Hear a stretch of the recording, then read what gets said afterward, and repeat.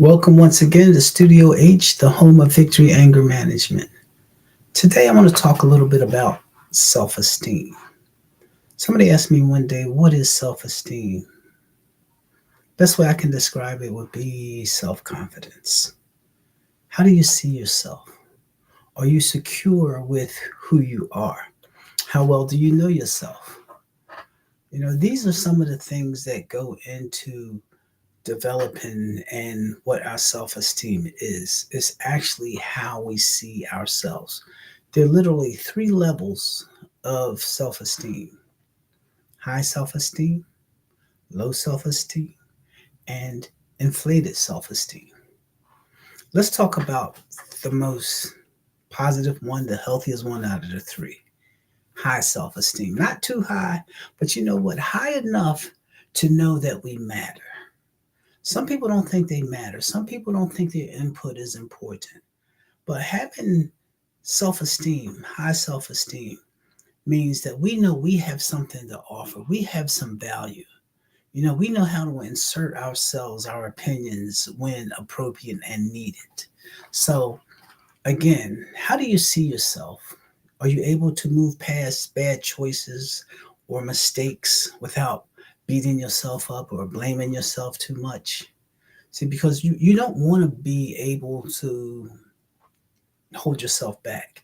That's what happens when you beat yourself up about a bad choice you made or when something doesn't go the way you think that it should have gone. What you need to be able to do is get it together and move on. All right. Another good trait of having self esteem or high self esteem is believing that you deserve the best of everything, believing that you deserve to be happy. Some people don't think that happiness should be a part of their lives, but no matter who you are, you deserve to be happy. Know yourself. Again, believe in yourself. Take time to take care of yourself. Know how to be assertive. Know how to have discernment in situations. Know how to analyze things. Know how to know what's best for you. One of the best ways to know what's best for you is to know yourself. Because if you don't know yourself, how is anybody else going to get to know you?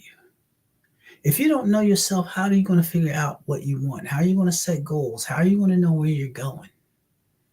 How are you going to know when you made a bad choice? All right. And, I'm talking about self esteem, and it may seem like I'm talking about somebody that's being selfish. But here's a fact: if you don't take care of yourself, how are you going to take care of anything and or anybody else? All right. Being willing to try new things, not being daring and not being reckless, but being willing to accept change.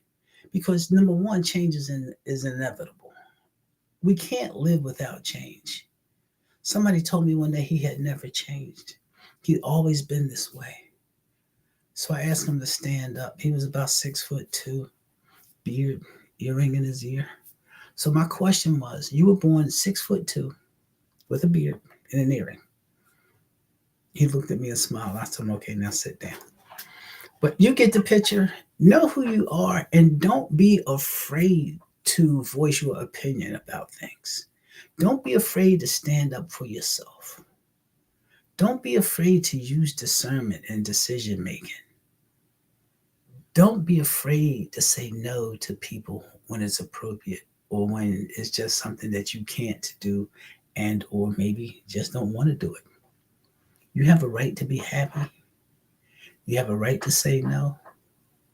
You have a right to have high self esteem. All right, we're going to stop right there today. So I hope that helps somebody. I know throughout my life, knowing about self esteem and having high self esteem has helped me in tremendous ways. So, with that said, everybody have a great day, and we'll see you the next time here in Studio H.